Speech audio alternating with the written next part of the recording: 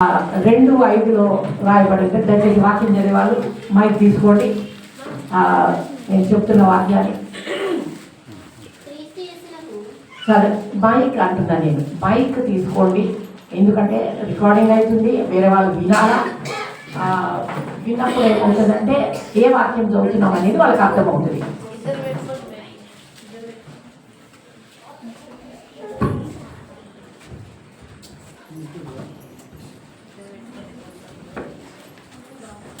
నాకు కలిగిన ఈ మనస్సు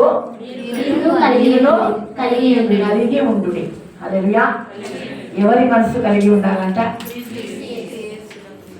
క్రీస్తు యేసునకు కలిగిన ఈ మనస్సు మీరును. యోహాను సువార్త 1:12 ఉంటుంది. ఎందరైతే ఆయనను అంగీకరించిరో వారందరికీ దేవుని పిల్లలంతకు ఆయన అధికారము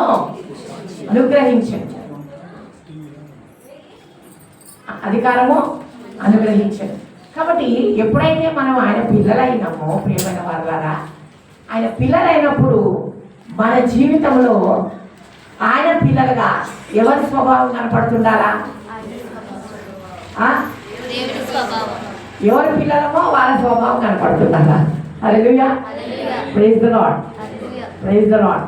కాబట్టి దేవుని యొక్క స్వభావం మన లోపల కనబడుతుండాలి. ఏంటి ఆ స్వభావం అంటే, ఆయన అంత గొప్ప దేవుడై ఉండి సర్వమ దేవునితో సమానంగా ఉండటం విడిచిపెట్టకూడని భాగ్యమని ఎంచుకొనలేదు. మనుషుల పోలికగా పుట్టి దాసుని స్వరూపము ధరించుకొని తను తానే రిక్తునిగా చేసుకొనెను. మరియు ఆయన ఆకారమందు మనుషుడిగా కనబడి మరణం పొందినంతగా, అనగా శిలువ మరణం పొందినంతగా విధేయత చూపిన వాడై తను తాను తగ్గించుకొనెను.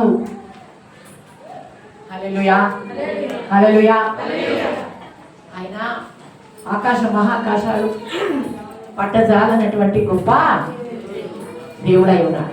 అంత గొప్ప దేవుడు మానవుడు అవ్వడం అనేది చాలా చాలా ఘోరమైన సంగతి, చాలా తగ్గింపు.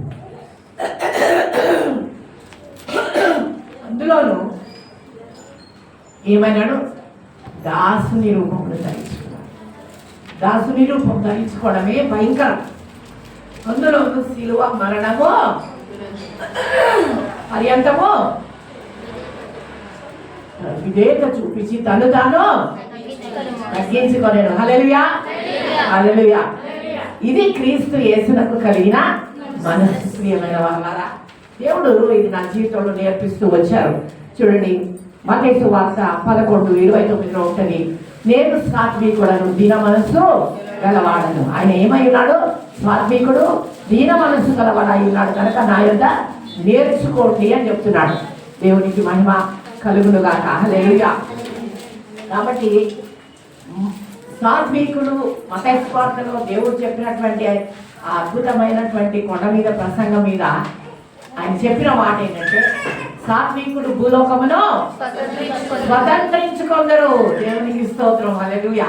కాబట్టి సాత్వికులు భూలోకమును స్వతంత్రించుకుంటారు.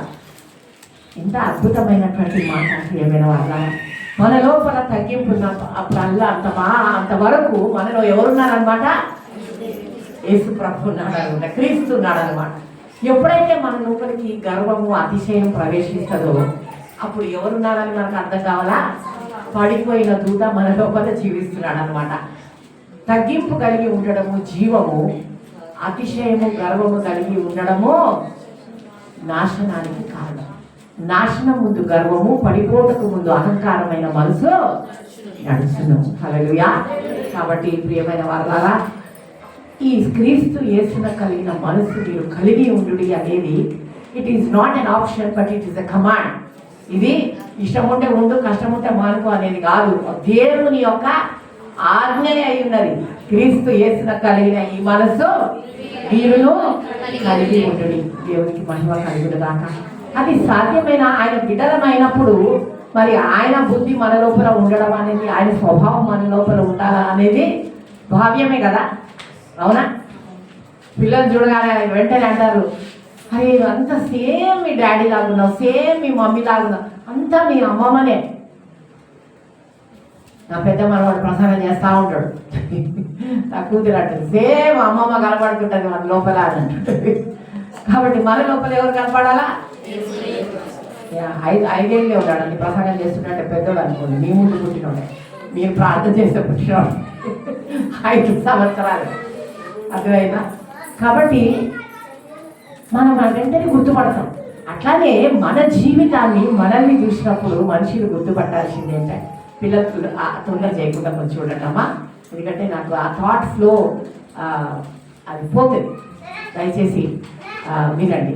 కాబట్టి ఆ దేవుని యొక్క, మన తండ్రి అయిన దేవుని యొక్క స్వభావం క్రీస్తు యేసున కలిగిన మనసు కలిగి ఉండడం అనేది అది మనకు గొప్ప ఆశీర్వాదము. మన జీవితము అనేకులకు ఏమై ఉంటుంది? ఒక మాదిరిగా ఉంటుంది. హల్లెలూయా, వండర్ఫుల్.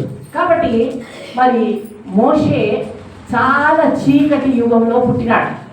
ఎటువంటి యుగంలో పుట్టినాడు? చీకటి యుగంలో పుట్టినాడు. అంతా కూడా చుట్టూ ఉన్న పరిస్థితి సరిగా లేదు. చుట్టూన్న పరిస్థితి సరిగా లేదు. ఎక్కడ చూసినా భయంకరమైనటువంటి సాతాను పోరాటం కనపడుతుంది. అక్కడ ఏమని రాజు ఆజ్ఞ ఇచ్చినాడంటే, హెబ్రీయులకు సంబంధించిన మగపిల్లలందరినీ కూడా ఏం చేయాలా? చంపి ఎక్కడ పడేయాలా? రివర్లో పడేయాలా? ఎవరు చెప్తున్నారు? నైలు నదిలో పడేసేయాలి అని చెప్తున్నాడు. ఎందుకు అయి ఉంటుంది ఇది? ఇట్లాంటి ఇన్ని ఏళ్ళ నుంచి ఎంతమంది పుడుతున్నారు, చేస్తున్నారు. ఒకటేమో ఫరోకు భయమైంది, ఏమని? వీళ్ళు ఇశ్రాయేలీలు ఎక్కువైపోతున్నారు అని ఒక భయమైంది. ఇంకొకటి ఏంటంటే, దేవుడు ఒక గొప్ప ప్రవక్తను ఇశ్రాయేలును విడిపించడానికి తీసుకురావాల్సి ఉన్నది కనుక సాతాను ఇది ముందుగానే ఎరిగి ఆ ప్లాన్ ఆపేయాలని సాతాను యొక్క ఉద్దేశమై ఉన్నది. కానీ దేవుడు ఏమంటాడంటే, మొదటి వ్యవహారం 4:4, మీలో ఉన్నవాడు లోకంలో ఉన్నవాడి కంటే గొప్పవాడు. దేవునికి స్తోత్రములు. కాబట్టి ఆ గొప్ప దేవుడు ఎన్ని చేసినా, ఎన్ని ఆలోచనలు చేసినా, రాజు ఏం చేసినా అద్భుతమైన రీతిగా మరి ఇద్దరు భార్యాభర్తలు ఉన్నారు, యొకోబేతు, అమ్రా. వీరికి ఒక మంచి సుందరమైనటువంటి కుమారుని దేవుడు అనుగ్రహించినాడు. ఇప్పుడు దేవుడు ఇంత సుందరమైనటువంటి బహుమానం ఇచ్చినాక ఇప్పుడున్న పరిస్థితిని బట్టి ఏం చేయాలి? వాళ్ళు కూర్చొని ఏం చేయాలి?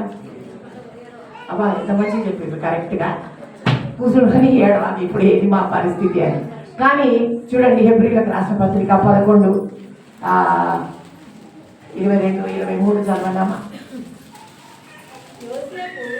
23.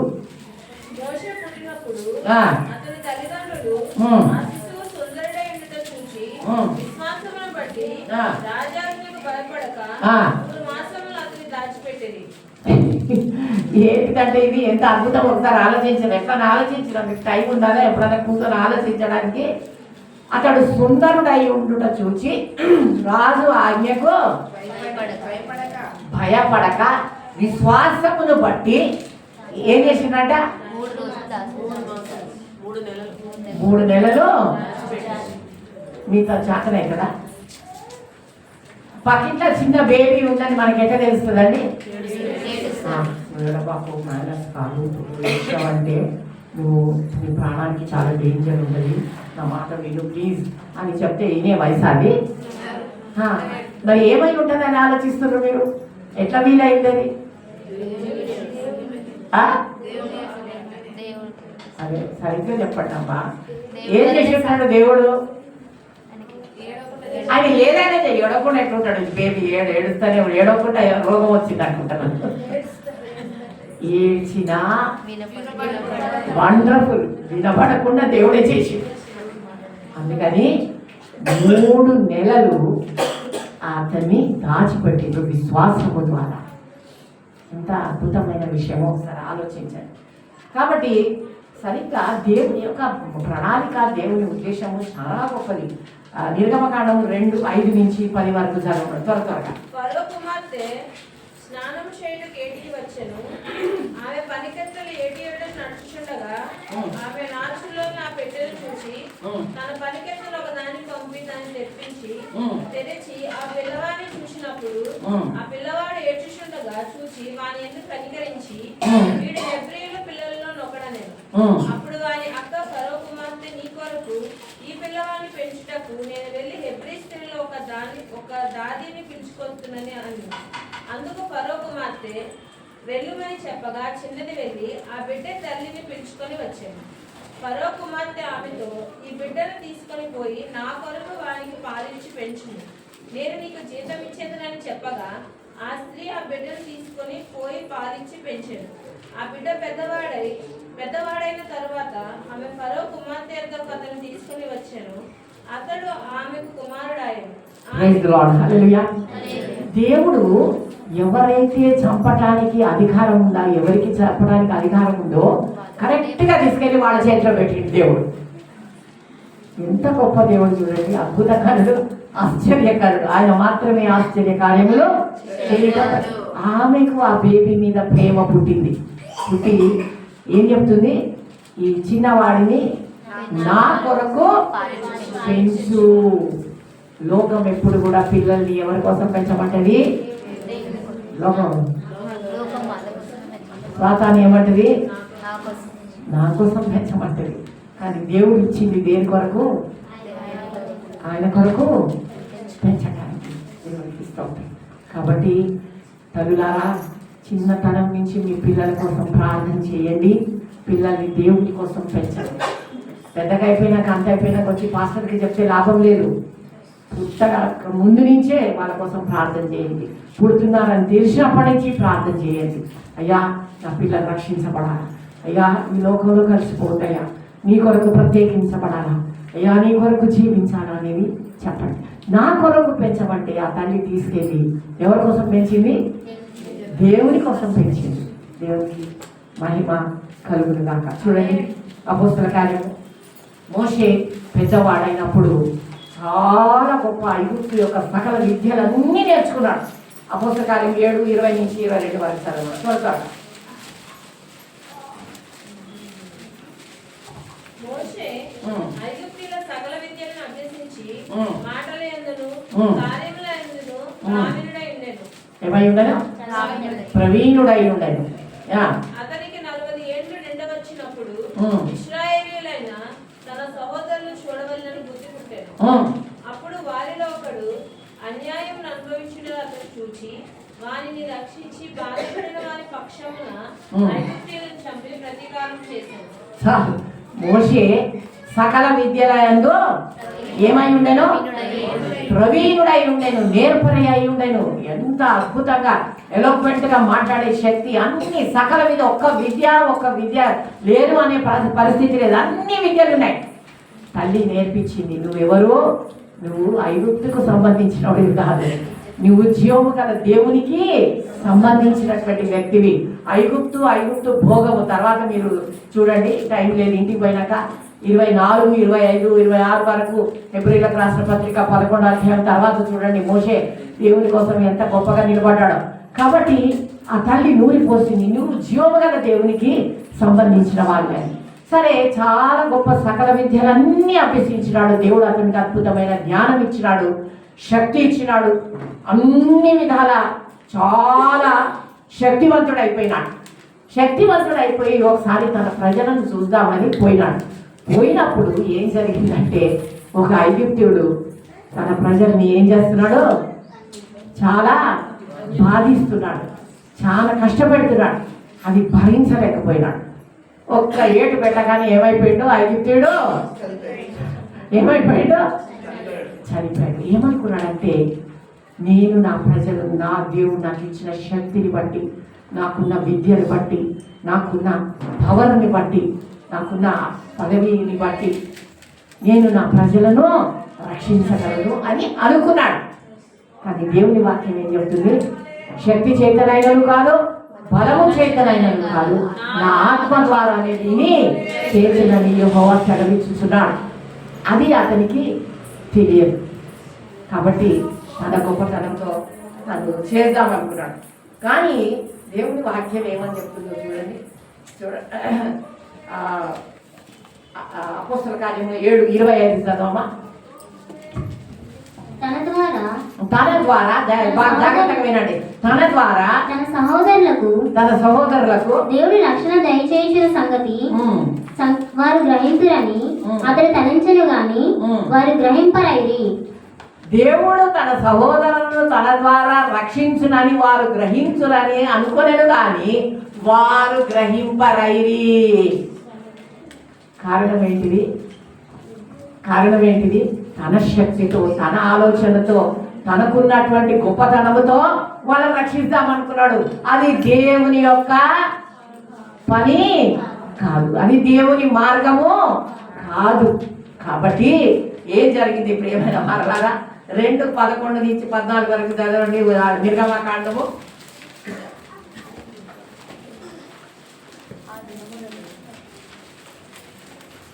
ఆ దినములలో మోషే పెద్దవాడై తన జనుల యొద్దకు పోయి వారి భారములను చూచెను. అప్పుడు అతడు తన జనులలో ఒక హెబ్రీని ఒక ఐగుప్తుని కొత్తగా చూచెను. మరునాడు అతడు బయట నడిచిపోయింది. మళ్ళీ నెక్స్ట్ డే వచ్చింది. హెబ్రీలను మనుషులిద్దరు కొట్లాడుచుండిరి. అప్పుడు అతడు అన్యాయము చేసిన వారిని చూచి నీ వేళ నీ పొరుగువాని కొట్టుచున్నావని అడుగగా అతడు మా మీద నిన్ను అధికారినిగా తీర్పరిగాను నియమించిన వాడెవడు? నీవు ఐగుప్తుని చంపినట్లు నన్ను చంపవాలని అనుకొనిచున్నావా అనెను. అందుకు మోషే నిశ్చయముగా ఈ సంగతి బయలుపడిన అనుకొని భయపడెను. ఫరో ఆ సంగతి విని మోషేని చంపచూచెను గాని మోషే ఫరో ఎదురు నుండి పారిపోయి మిద్యాను దేశంలో నిలిచిపోయి ఒక బావి ఎద్దుకు కూర్చుండెను. ఏమైంది? ప్యాలెస్ నుంచి ఎక్కడ పోవాల్సి వచ్చింది? మోషే చేసినటువంటి పనిని బట్టి ఎడారిలోకి, అరణ్యంలోకి. ఎక్కడికి వెళ్ళిపోవాల్సి వచ్చింది? అరణ్యంలోకి, ఎడారిలోకి వెళ్ళిపోవాల్సి వచ్చింది. కాబట్టి 40 సంవత్సరాలు అక్కడ ప్యాలెస్లో గడిచినాయి. రాజభవనంలో అద్భుతమైనటువంటి ఏమంటారు భోగాన్ని, వైభవాన్ని అనుభవించినటువంటి వ్యక్తిని దేవుడు ఇప్పుడు ఏం చేసిండు? ఎక్కడ తీసుకుపోయాడు? అరణ్యంలోకి తీసుకెళ్ళింది, ఎడారిలోకి తీసుకెళ్ళింది. ఇప్పుడు ఏమున్నది అక్కడ? ఏమి లేదు. ఎత్రో అనే తన మామ యొక్క పశువులను మేపుకొనుచున్నాడు. కాబట్టి ప్రియమైన వాళ్ళ శక్తి చేత మనం ఏది కూడా చేయలేము. కీర్తనలు 33:17.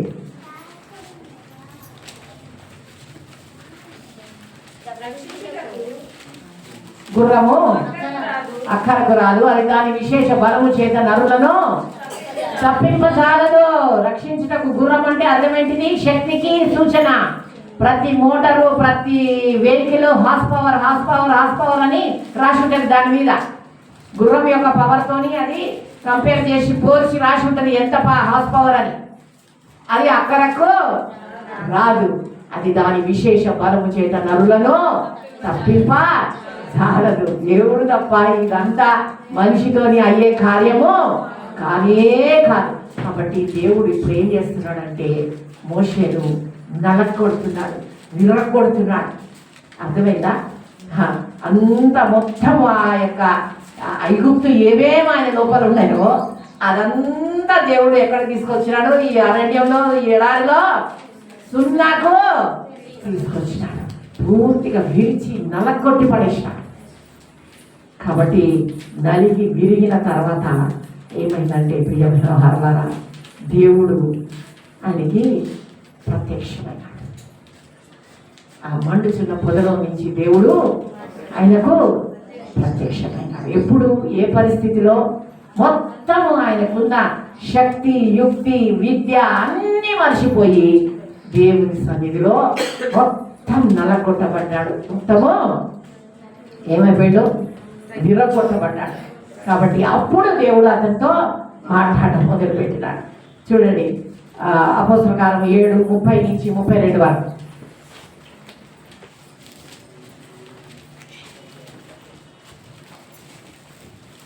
నలుగురి ఏళ్ళైన పిమ్మట సీనాయి పర్వత అరణ్యమందు ఒక పొదలోని అగ్నిజ్వాలలో ఒక దేవదూత అతని కనబడగా చూచి ఆ దర్శనము నాకు ఆశ్చర్యపడి దాన్ని నిదానించి చూచుటకు దగ్గరకు రాగా, నేను నీ పితరుల దేవుడను, అబ్రహాము, ఇస్సాకు, యాకోబుల దేవుడను అని ప్రభువు వాక్కు వినబడను గనుక మోషే వణికి నిదానించి చూచుటకు తెగింపలేదు. అందుకు ప్రభువు, నీ చెప్పులు విడువుము, నీవు నిలిచిపోయిన చోటు పరిశుద్ధ భూమి. ఐగుప్తులోనున్న నా ప్రజల దురవస్థను నేను నిదానించి చూచితిని, వారి మూలుగులు వింటిని, వారిని విడిపించుటకు దిగివచ్చి ఉన్నాను. రమ్ము, నేనిప్పుడు నిన్ను ఐగుప్తులకు పంపుదనని అతనితో చెప్పెను. అధికారిని గాను తీర్పరిని గాను నిన్ను నియమింపబడిన వాడెవడని వారు నిరాకరించిన ఈ మోషేను అతనికి పొదలో కనబడిన దేవదూత ద్వారా దేవుడు అధికారిని గాను విమోచకుని గాను నియమింపు పంపెను. గట్టిగా ఒకసారి హల్లెలూయా చెప్పండి. ఎవరినైతే నిరాకరించినారో, ఎవరినైతే తృణీకరించినారో, ఇప్పుడు ఏమైపోయాడో ఆ మోషే క్రీస్తు యేసునకు కలిగిన మనస్సు అనేది అతనికి వచ్చింది. దేవుడు 40 సంవత్సరాలు ఏం చేసిండు? విరగొట్టిండు, నలగొట్టిండు. ఇప్పుడు క్రీస్తు యేసునకు కలిగిన మనసు వచ్చి ఇప్పుడు ఏమంటున్నాడు దేవుడు? అధికారిగా నేను నిన్ను నియమించుచున్నాను. దేవునికి స్తోత్రం కలుగును గాక. చూడటమ్మా, నిర్గమకాండం 3:10-11 త్వరగా, టైం తక్కువది. దేవుడు అంటున్నాడు, కాగా రమ్ము, నేను నిన్ను ఫరో దగ్గరికి పంపిస్తాను.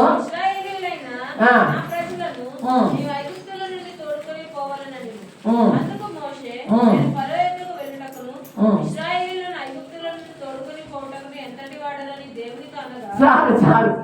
ఒకప్పుడు ఫరో దగ్గరనే పెరిగినోడు, ఫరో ఇంట్లోనే ఉన్నాడు, ఫరో యొక్క కుటుంబంలో ఉన్నదాన్ని బట్టి తన శక్తి యుక్తి అంతా వాడి తన ప్రజలను రక్షించాలనుకున్నటువంటి వ్యక్తి ఇప్పుడు క్రీస్తు యేసులో కలిగిన మనసు లోపలికి వచ్చేసరికి ఇప్పుడు ఏమంటున్నాడు?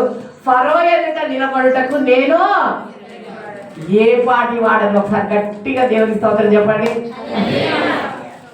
ఇది దేవుడు మన దగ్గర నుంచి కోరేదండి. క్రీస్తు యేసులకు కలిగిన మనసు. అయ్యా, ఏ పాటి వారం అయ్యా? అపరాధముల చేత, పాపముల చేత చచ్చిన వారు ప్రభా, నిత్య నరకానికి నాశనానికి పాత్రులం ప్రభా. అటువంటి మమ్మును ప్రేమించడానికి ఇది ప్రాణం పెట్టినావు నాయన. మనం ఇంకా పాపలమై ఉండగా క్రీస్తు మన కొరకు సరిపోయేది అనేది గుర్తు పెట్టుకుంటే గర్వం మన లోపలికి రావడానికి స్థానం ఉంటుందండి. అర్థమైందా? అయ్యా, ఎందుకు పనికిరాని వాళ్ళని ఇంత ప్రేమించినావయ్యా, ఇంత క్షమించినావు నాయన, నువ్వు క్షమించబట్టి నాకు ఇంత గొప్ప రక్షణ వచ్చింది ప్రభా అని మనం కూడా ఇతరులను క్షమించడానికి సిద్ధంగా ఉంటాం. అర్థమైందా? క్షమించుడి, అప్పుడు మీరు క్షమించబడదురు. దేవుడికి మహిమ కలుగునుగా. కాబట్టి ఇప్పుడేమంటున్నాడు? అయ్యా, నేను ఏ పాటి వాడనయ్యా ఫరో యొద్ద నిలబడడానికి, ఎందుకు పనికిరాను ప్రభా అంటున్నాడు. అప్పుడు దేవుడు ఏమంటున్నాడు? నిశ్చయం. అప్పుడు దేవుడు ఆయన శక్తి మీద ఆధారపడినప్పుడు దేవుడు తోడుగా లేడు. ఎప్పుడైతే నలగొట్టుకున్నాడో, విరగొట్టుకున్నాడో అప్పుడు దేవుడు ఏమంటున్నాడు? నేను నీకు తోడై ఉన్నాను. ఎప్పుడైనా జ్ఞాపకం పెట్టుకోండి. ఎప్పుడు మీరు విరిగి నలిగి ఉంటారు, ఎప్పుడు మీరు తగ్గింపు కలిగి ఉంటారు, ఎప్పుడు క్రీస్తు యేసులకు కలిగిన మనసు కలిగి ఉంటారు, దేవుడు మీకు తోడై ఉంటాడు. హల్లెలూయా, హల్లెలూయా. దేని గురించి అతిశయించడానికి వీలు లేదు. అర్థమైందండి? జ్ఞాని తన జ్ఞానమందు, ఐశ్వర్యవంతుడు తన ఐశ్వర్యమును బట్టి, బలవంతుడు తన శౌర్యమును బట్టి అతిశయింపకూడదు. కానీ నేనే దేవుడనని తెలుసుకునటం బట్టి అతిశయించగలను. 9:23-24 తర్వాత చూసుకోండి, టైం లేదు కాబట్టి. ఇప్పుడు ఆ మాట అంటున్నాడు.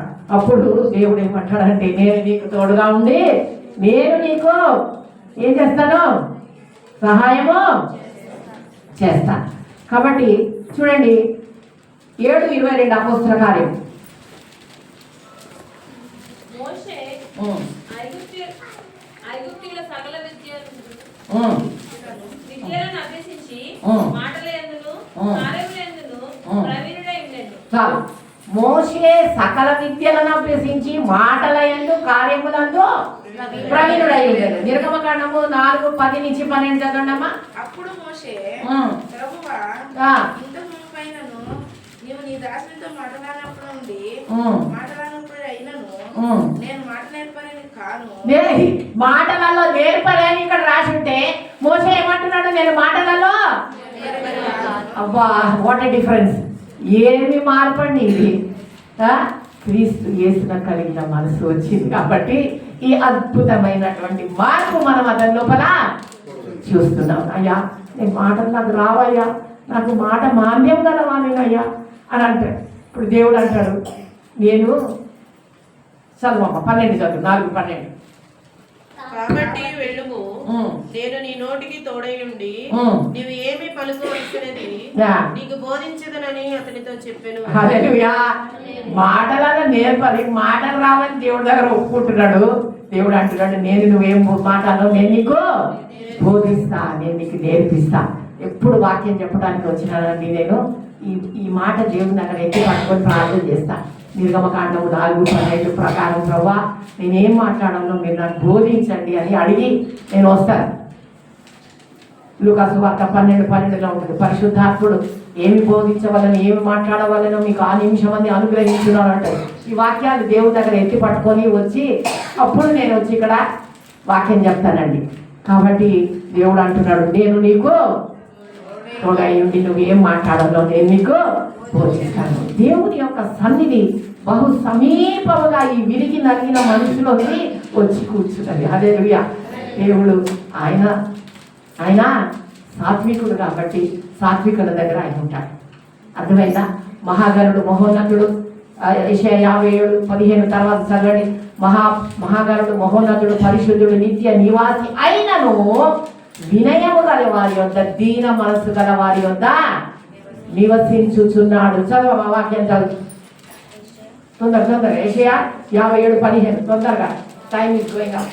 మహాగణుడును మహోన్నతుడును పరిశుద్ధుడును నిత్య నివాసి అయిన వాడు ఇలాగూ సెలవిస్తున్నాడు, నేను మహోన్నతమైన పరిశుద్ధ స్థలములను నివసించువాడను, అయినను వినయము గల వారి ప్రాణమును ఉజ్జీవింపచేయుటకును నలిగిన వారి ప్రాణమును ఉజ్జీవింపచేయుటకును వినయము గల వారి యొద్దకు దీన మనస్సు గల వారి యొద్దను నివసించుచున్నాను. హల్లెలూయా! ఎక్కడ నివసిస్తాడంట? దీన మనస్సు గల వారి యొద్ద నివసించే దేవుడై ఉన్నాడు. దానికోసం దేవుడి దగ్గర ప్రయాసపడాలని, శరీరాన్ని నలగొట్టుకోవాలా, దేవుడి దగ్గర పోరాడాలా, దేవుని సహాయం అడగాల. దేవుడు తప్పకుండా సహాయము చేస్తాడు. చూడండి, మోషే ఇంత జ్ఞానం కలిగినోడు. అతని మామ పేరు ఇత్రో. అయితే ఇశ్రాయేలును నడిపిస్తున్నప్పుడు మోషే ఇంతమంది అయిపోయి, ఇంతమంది మా ఇంట్లో 4 ఉంటేనే 4తోని ఒకరికంటే ఒకరికి కుదరకుండా అయిపోతుంది. వాళ్ళనందరినీ సమాధాన పరిచే వరకు దుంపలు ఎగుతుంటుంది. కాబట్టి మోషేకు అంతమంది, లక్షల మంది ఒక్కడు పాపం చాలా కష్టపడుతుంటే అప్పుడు తన మామ అడ్వైజ్ ఇస్తాడు, సలహా ఇస్తాడు. ఏమనంటే, నువ్వు కొంతమందిని విభాగించి వారి మీద పెద్దలను నియమించు, అప్పుడు వాళ్ళని కొంతమందిని ఏలుతారు. వెరీ గుడ్, వాళ్ళు చూసుకుంటారు, అందరినీ నువ్వు ఒక్కడిని చూసుకోలేవు అని చెప్పినప్పుడు మీరే ఆ ప్లేస్లో ఉంటే ఏమంటారు? చాలే, నువ్వు ఒక్క పెద్ద గోరలు కాపరి, నేను చదివిన చదువు, నా లెవెల్, నా పిహెచ్డి, నీకేమన్నా తెలుసా, నువ్వు నాకు అడ్వైజ్ ఇస్తావా, అంత సీన్ లేదు అని మోషే అనలేదు. వెంటనే ఎంత సాత్వికంతో ఆయన చెప్పిన మాటను ఏం చేసినాడు? వెంటనే అంగీకరించినాడు. ఇమ్మీడియట్గా ఆయన చెప్పింది జరిపించినాడు కూడా.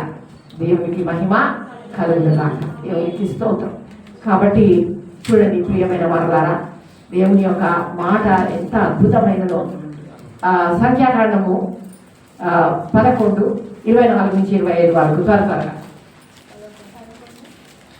11:24-25 వరకు.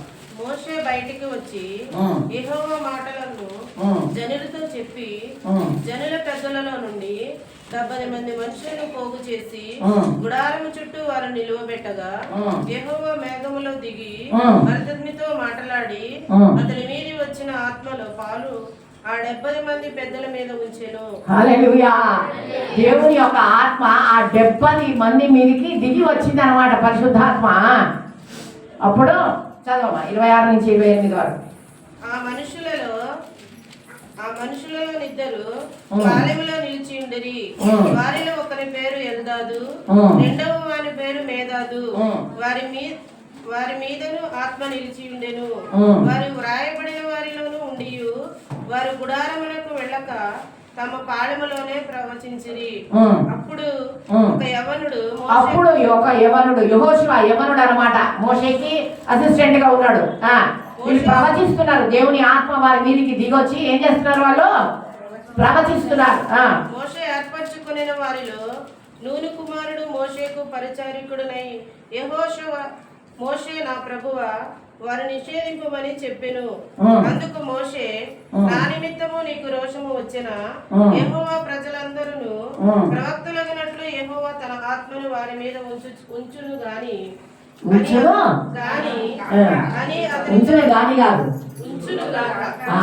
అది అక్కడ ఉన్న చాలా పెద్ద డిఫరెన్స్ అది. ఉంచునుగాక అని అతనితో నేను. హల్లెలూయా. యెహోషువ ఏమంటుండో వాళ్ళ నోరు పంపించు. ఏం వాళ్ళు కూడా ప్రవక్తలు అయిపోతే నీ లెవెల్ ఏమైపోతుంది, నీ పొజిషన్ ఏమైపోతుంది, నీ అంతస్తు ఏమైపోతుంది. వీళ్ళు కూడా ప్రవచించడం మొదలు పెడితే అమ్మో అంత సీన్ లేదు, వాళ్ళు నోరు పూర్తి అంటే మోషే ఏమంటాడు? అందుకు మోషే రోజు నా గురించి నువ్వెందుకు ఫీల్ అవుతున్నావు? నా పొజిషన్ నువ్వు కాపాడడానికి, నా స్థానాన్ని కాపాడడానికి నువ్వెందుకు ఫీల్ అవుతున్నావు? అందరూ కూడా ప్రవక్తలు అవ్వడము అవునుగాక. స్తోత్రం. హల్లెలూయా. ఎంత మంచి మనసు చూడండి. చాలా మంది దైవజనులు ఒకరు సేవ చేస్తుంటే ఇంకొకరు వాళ్ళని చూసి భరించలేరు. అర్థమైందా? అది కుట్ర, అది చాలా తప్పు. అది జరిగేది దేవుని సేవ కదా. ఒక దైవజనుడు ఉన్నాడు, ఆయన అన్యుల నుంచి దేవుని నమ్ముకున్నాడు. గొప్ప సాక్ష్యము. అతని ద్వారా దేవుడు అద్భుతాలు ఆశ్చర్య కార్యాలు చేస్తున్నాడు. చేస్తుంటే ఒకరోజు గుండాలు వచ్చి ఆయన కొట్టడానికి వచ్చాడు. వస్తే కూర్చోబెట్టి వాళ్ళకు ఈయన సాక్ష్యం అంతా చెప్పిండాడు. చెప్పి ఎవరు పంపించారు మిమ్మల్ని నా మీదకి అంటే పాస్టర్ని పంపించారు. ఎంత భయంకరం ఒకసారి ఆలోచించండి. మోషే ఏమంటాడు? వాళ్ళందరూ కూడా ప్రవక్తలు అవుదురు గాక. ఆమేన్. ప్రవక్తలు అవుదురు గాక. అద్భుతమైనటువంటి తగ్గింపు గుణం ఉందో చూడండి. నేను ఒక్కడిని గ్రేట్ అని ఎందుకు అనుకోవాలా? వాళ్ళందరూ కూడా అట్లా అవ్వడము నాకు ఎంతో సంతోషం. అవని నువ్వేం నా కోసం ఫీల్ అయ్యి నా కోసం రోషపడేది అవసరం లేదు. క్రీస్తు యేసునకు కలిగిన ఈ మనసు మీరు కలిగి ఉంది. చూడండి. దాని తర్వాత సంఖ్యాకాండము 12:1-2. మోషే కూషు దేశపు స్త్రీని పెళ్లి చేసుకుని ఉండెను గనుక అతని పెళ్లి చేసుకున్న ఆ స్త్రీని బట్టి మిరియాము అహరోనులు అతనికి విరోధంగా మాట్లాడి, వారు మోషే చేత మాత్రమే యెహోవా పలికించిన, ఆయన మా చేతను పలికింపలేదా అని చెప్పుకొనగా యెహోవా ఆ మాట వినెను. ఎవరు వినిది? యెహోవా ఆ మాట. ఏ మాట వినెను? ఏం మాట్లాడుతున్నారు? అయ్యే ఎందుకు విరోధం ఎందుకు వచ్చింది? ఏంటి ప్రాబ్లం ఏంటి? కూసు దేశం అంటే పాస్టర్ గారు ఏం మాట్లాడు? కూసు మ్యారేజ్ చేసుకున్నాడు. మ్యారేజ్ చేసుకుని ఎవరైనా చేసుకోవాలి లోకం మీద. ఆయన కూడా చేసుకున్నాడు. ఎందుకు ప్రాబ్లం? ఎందుకు మ్యారేజ్ చేసుకుంటే? అవునా? తెలుసా నీకు? కూషు దేశస్తురాలు అని అంటే ఆఫ్రికన్ అన్నమాట. ఎవరు? ఆఫ్రికా దేశానికి చెందినటువంటి, ఖండానికి చెందినటువంటి వ్యక్తి అన్నమాట. మోషే గురించి ఏం చదివినాము? ఫిబ్రవరికి రాష్ట్రపత్రిక 11:22 మోషే ఏమై ఉండెను? సుందరుడు. ఇప్పుడు సుందరుడు పోయి ఎవరిని చేసుకున్నాడు? కాబట్టి అన్నకు అక్కకు లోపల ఏమైతుంది? ఇట్లా చెరులుతుంది, లోపల బాయిల్ అవుతుంది, ఎట్లా టీకి నీళ్ళు మసులుతాయి, అట్లా అవుతుంది అనమాట. పాపం ఏం చేస్తాము? తమ్ముడు కదా, పాపం మంచిగా ఉండాలి, నా లాజ కూడా కదా. కానీ అంత గొప్ప ప్రవక్త. ఎప్పుడైనా దేవుని సేవకులకు జ్ఞాపకం పెట్టుకోండి. ఈరోజు ఇది మధ్యాహ్న సమయం దేవుడు మాట్లాడుతున్నాడు. దేవుని సేవకులకు విరోధమైనది ఏది మాట్లాడకండి. అది యెహోవాకు వినబడెను. యెహోవాకు వినపడెను. అప్పుడు ఏమైందంటే మిరియాముకి కుష్ఠ వచ్చింది. ఏమొచ్చింది? దేవుడు అంటాడు, ఎంత ధైర్యం మీకు, నా సేవకునికి విరోధంగా మాట్లాడేంత ధైర్యం ఎట్లొచ్చింది మీకు అని ఏం చేసిండు? వెంటనే దేవుడు కుష్ఠ పంపించాడు. మీరు ఆ ప్లేస్లో ఉంటే, మోసే ప్లేస్లో ఉంటే మీరేమంటారు చెప్పండి? మీరేమంటారు? బాగా అయింది, అర్థమైందా? ఇప్పుడు నేను ఎంత గొప్పనా? బాగా అయింది, ఇప్పుడు అర్థమైంది. నా జోలికి వస్తే గిట్లనే అవుతుంది. అర్థమైందా? నా జోలి వస్తే ఇట్లా అవుతుంది. ఇప్పుడు అర్థమైందా బాగా అని మోషే అనలేదు. ప్రియమైన వారు, ఎంత అద్భుతమైన క్రీస్తు యేసున కలిగిన మనసు అంటే చూడండి. 12:13 చదవండి. సంఖ్యాకాండం 12:13. తన తల్లి గర్భంలో నుండి పుట్టినప్పటికే మోషే ఎలుగెత్తి దేవా, ఈ మోషే ఎలుగెత్తి మామూలుగా కూడా కాదు, అన్నాడు కాదు. దేవా, ఏ మోషే ఎలుగెత్తి, ఎంత బాధ, ఎంత వేదన పడుతున్నాడంటే మోషే ఎలుగెత్తి దేవా దయచేసి ఈమెను బాగు చేయమని యెహోవాకు మొర్రపెట్టెను. అప్పుడు యెహోవా మోషేతో ఆమె తండ్రి ఆమె ముఖము మీద ఉమ్మి వేసిన ఏం చేసిండు? అట్లా అయితే చూసి సంతోషించకుండా, నా లెవెల్ ఏంటిదో తెలియకుండా మాట్లాడితే ఇట్లనే అవుతుంది అని అనకుండా ఎలుగెత్తి ఆమె కొరకు దేవుడి దగ్గర హల్లెలూయా. క్రీస్తు యేసున కలిగిన ఈ మనస్సు మీరును మనల్ని ఎవరు ఎంత బాధ పెట్టినా ప్రియమైన వాళ్ళ శాంతులు ఉంటారు లోకంలో. బాధ పెట్టకుండా ఉంటే ఇది పరలోకం అవుతుంది. ఇది లోకమే, ఇది పరలోకం కాదు. జ్ఞాపకం పెట్టుకోండి. ఏం లేకుండా మనం మీకు వచ్చి పడుతుంటాయి. మనం ఏం చేయకుండా, మనం ఏం కీడు చేయకుండా, అంతా మంచి చేసినాక అంత అయినాక కూడా మన దగ్గరికి వచ్చి పడుతుంది. అర్థమైందా? పడినప్పుడు ఏం చేయాలా? అయ్యా ఆశీర్వదించు, లేదా నీకు స్తోత్రం, ఆశీర్వదించు, ఆశీర్వదించు, దీవించు, వర్ధిల్ల చేస్తావా, నీకు స్తోత్రం. అయ్యా నువ్వు ఇంత గొప్ప దేవునివి, ఇంత పరిశుద్ధునివి, నిన్నే అన్నారయ్యా. చాలా మంచి పాట ఉంటుందండి సియోని గీతాలలో. ఒక మంచి ఆత్మ వచనం ఒకటి నేను పాడతాను త్వరగా. దయ్యములు నిన్ను చూచి వణగినను, దయ్యముల పారద్రోలినను, దయ్యములు నిన్ను చూచి వణగినను, దయ్యముల పారద్రోలినను, దయ్యములో పట్టిన వాడనిరా ఉదయమయా నా యేసు ప్రభు, పూజనీయుడేసు ప్రభు, పలు నిందల నొందితివా నాకై, పూజనీయుడేసు ప్రభు. దయ్యాలను చూసి గడగడగడగడ వణుకుతున్నాయి. సర్వోన్నతుడైన దేవుని కుమారుడా అని అంటుంటే మనుషులు ఏమంటున్నారు? దయ్యం పట్టింది నాకు అని అంటున్నారు. అంటే ఏమన్నాడమ్మా, మీరు అందరూ పోయే భస్మం అయిపోదురు కాక అంటే ఒక నిమిషంలో భస్మం అయిపోతారు, బూడిదవుతారు అని అనలేదు. శిలువలో అంత బాధ పెడుతుంటే, అంత కష్టపెడుతుంటే ఏమన్నాడు? అయ్యా మీరు ఏమి చేయించినారో వీరికి తెలియదు ప్రభు, ఎంతో క్షమించండి. క్రీస్తు యేసునకు కలిగిన ఈ మనసు అంటే దేవుడు కాబట్టి ఆయన చేయగలిగింది. అంటే మోషే కూడా చేయగలిగాడు. అంత కోపం ఉన్న మోషే ఏమండి, ఒక్క ఏడుకు మనిషి చచ్చిపోయిందంటే ఏంది ఆయన పవర్, ఆయన కథ, ఆయన శక్తి మామూలా కోడే రావద్దు మనం ఇట్లా అంటే. అవునా? మనిషి చచ్చిపోయిందంటే ఏంటి ఆ శక్తి? అదంతా కూడా ఏం చేసుకున్నాడు? సున్నా చేసుకున్నాడు. ఆయన చదువు, ఆయన జ్ఞానం, ఆయన శక్తి అంత సున్నాకు తీసుకొచ్చినప్పుడు దేవుడు ఆయనను అద్భుతంగా వాడుకోవడము మొదలుపెట్టాడు. దేవునికి మహిమ కలుగులుగా.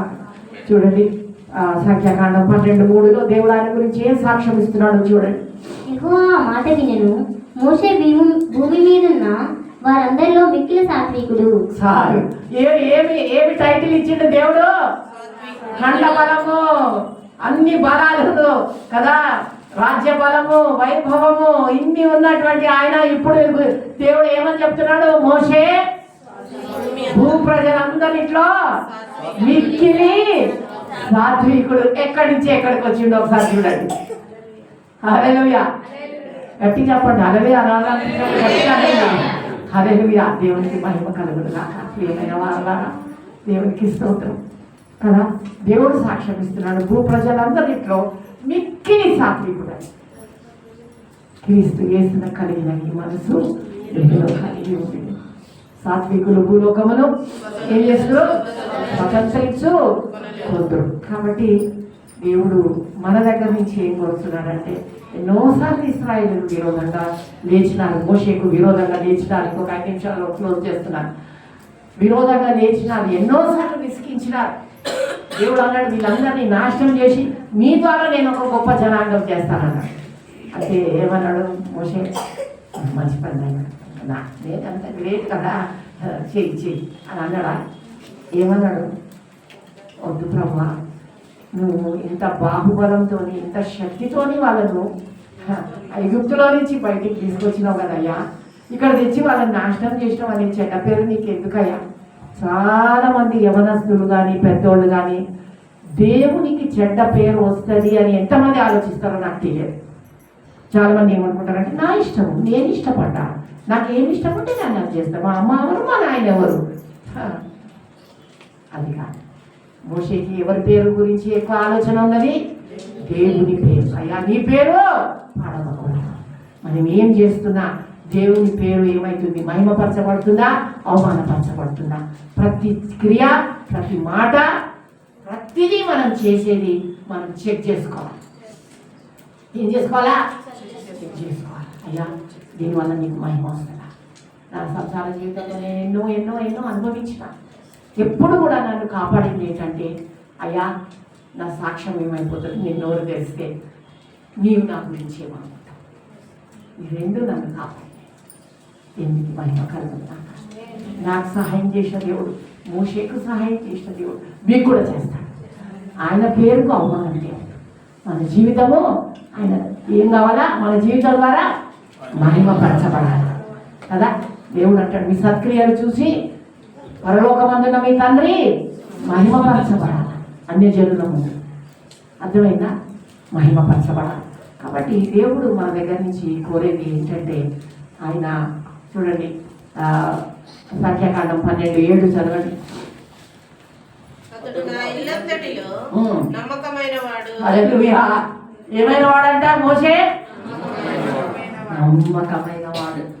దేశమందు నా యొద్ద నివసించుచున్నట్లు నమ్మకమైన వారి కొరకు నేను చూచుచున్నాను అని ఉంటుంది. చూడండి 101 కీర్తన 6వ వచనం చదవండి త్వరగా.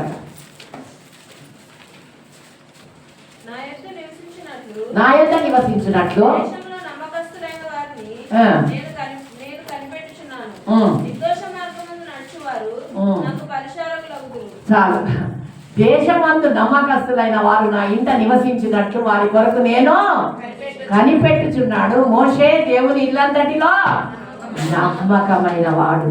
ఇది క్రీస్తు యేసునకు కలిగిన మనస్సు. యేసు ప్రభు నమ్మకంగా దేవుడు తన కొరకు ఏది అప్పగించినాడో, ఆ రక్షణ కార్యము, ఆ శిలువ మరణం, అదంతా కూడా నమ్మకంగా ఆయన సంపూర్తి చేశాడు. దేవునికి మహిమ కలుగునా. మీకా 6:8 చదవండి, నేను ముగిస్తున్నాను. 6:8 మీకా 6:8. మనుష్యుడా, ఏది ఉత్తమము అది నీకు తెలియజేయబడి ఉన్నది. న్యాయముగా నడుచుకొనుటయు కనికరమును ప్రేమించుటయు దీన మనస్సు కలిగి నీ దేవుని ఎదుట ప్రవర్తించుటయు ఇంతే కదా యెహోవా నిన్ను అడుగుచున్నాడు. యెహోవా నిన్ను అడుగుతున్నాడంట. దేవుడు మనల్ని అడుగుతున్నాడంట. ఇంతే. ఏమడుగుతున్నాడు? న్యాయముగా నడుచుకొనుట, కనికరము చూపుట, దీన మనస్సు కలిగి దేవుని ఎదుట ప్రవర్తించుట. అతిశయం రావడానికి చాలా కారణాలు ఉంటాయి. ఏమేమి ఉంటాయండి?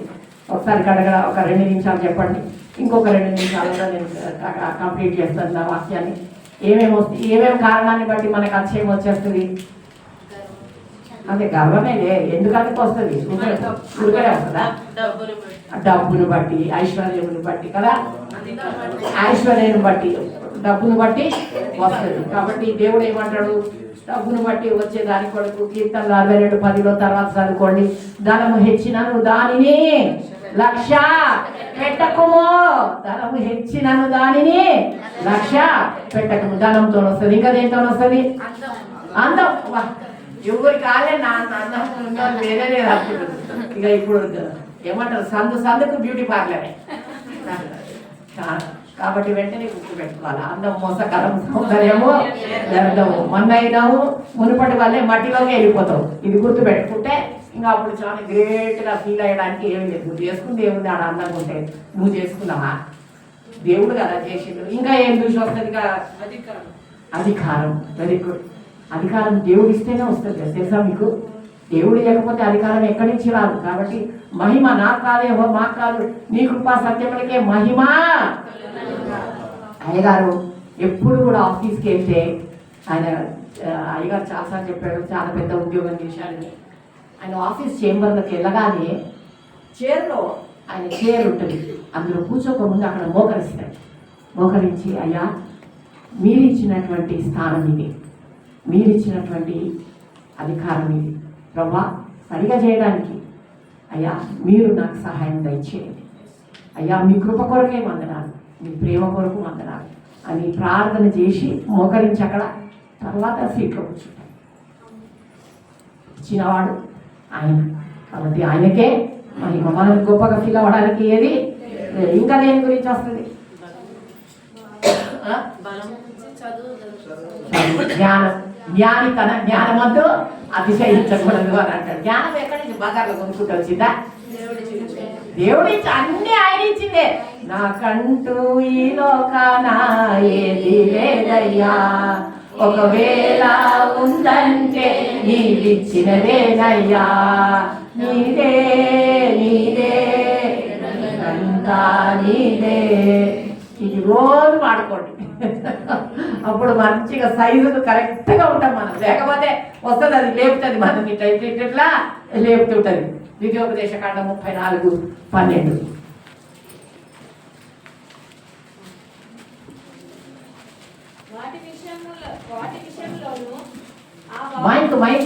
మైక్ వాటి విషయంలోను ఆ బాహుబలంతటి విషయంలోను మోషే ఇశ్రాయేలు జనులందరి కనుల ఎదుట కలుగు చేసిన మహాభయంకర కార్యముల విషయంలోను యెహోవాను ముఖాముఖిగా ఎరిగిన మోషే వంటి ఇంకొక ప్రవక్త ఇశ్రాయేలులో ఇది వరకు పుట్టలేదు. చెప్పండి. మోషే వంటి ప్రవక్త ఇది వరకు ఇశ్రాయేలులలో 40 ఏళ్ళు రాజభవనంలో, 40 ఏళ్ళు ఏమైంది? ట్రైనింగ్, అరణ్యంలో ట్రైనింగ్. 40 సంవత్సరాలు గొప్ప నాయకుడుగా, ప్రవక్తగా తన ప్రజలను విడిపించడానికి గొప్ప సాధనంగా వాడుకోబడినటువంటి అద్భుతమైన ప్రవక్త అని దేవుడు సాక్ష్యం ఇస్తున్నాడు. ఇది వరకు అటువంటి ప్రవక్త పుట్టలేదు. దేవునికి స్తోత్రములు కలుగును గాక. క్రీస్తు యేసునకు కలిగిన ఈ మనసు మీరు కూడా కలిగి ఉండడానికి దేవుడు మాట్లాడుతున్నాడు మనతో.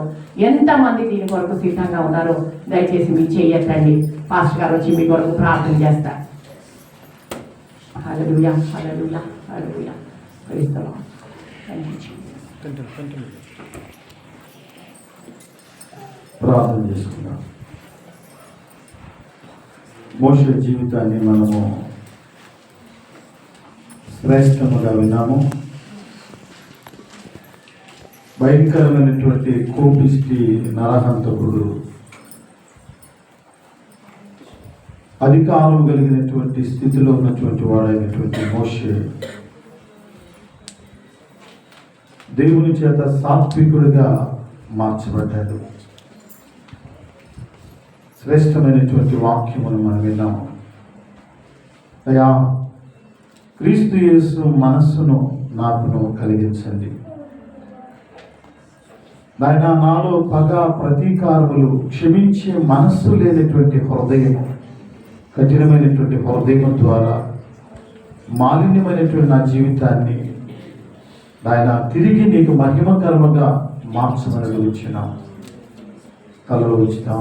ప్రేమ కలిగిన మా తల్లి, దయ కలిగిన ప్రభా, మీ పరిశుద్ధ నామములకు స్తుతులు స్తోత్రాలు చెల్లిస్తున్నాం. క్రీస్తు యేసు కలిగిన ఈ మనస్సు మీరును కలిగి ఉండదని పౌలు గారు సెలవిచ్చినట్లు ప్రతి దినము ఆయన మమ్మల్ని మేము తగ్గించుకొని మీకు లోబడి మీ మహిమార్థమై మేము బ్రతుకున్నట్లుగా, మీ రాజ్యము కొరకై మేము జీవించినట్లుగా సహాయం దయచేసి.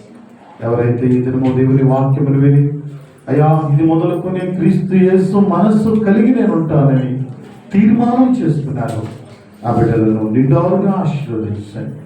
తద్వారా తమ కుటుంబములను ఆశీర్వాదించండి. వాక్యం అందించిన నీ దీనదాసురాలను మీరు జ్ఞాపకం చేసుకుని బలమైన వాక్యము ద్వారా, సత్యవాక్యము ద్వారా చక్కగా బోధించబడుతుంటూ నీ దాసురాల్ని బలమైన సాధనముగా వాడుకున్నది స్తోత్రాలు. అనేక స్థలాల్లో ప్రభావ వాడబడుచుండగా ఇంకనూ అనేకమైనటువంటి ప్రజల యొద్దకు నాయన చీకటిలోనూ మరణాంధకారంలో ఉన్న వారి యొద్దకు నీ కుమార్తె వాక్యమును తీసుకుని వెళ్ళినట్లు మీరు వాడుకొని ఆశీర్వదించమని ఇద్దరు చెప్పబడిన వాక్యం మనందరి హృదయాల్లో ఎవరైతే తీర్మానించుకున్న ప్రతి బిడ్డ జీవితంలోనూ కొనసాగించబడినట్లు ప్రభు చూపించమని యేసుక్రీస్తు నామమున వేడుకొంచున్నాము తండ్రి. ఆమేన్.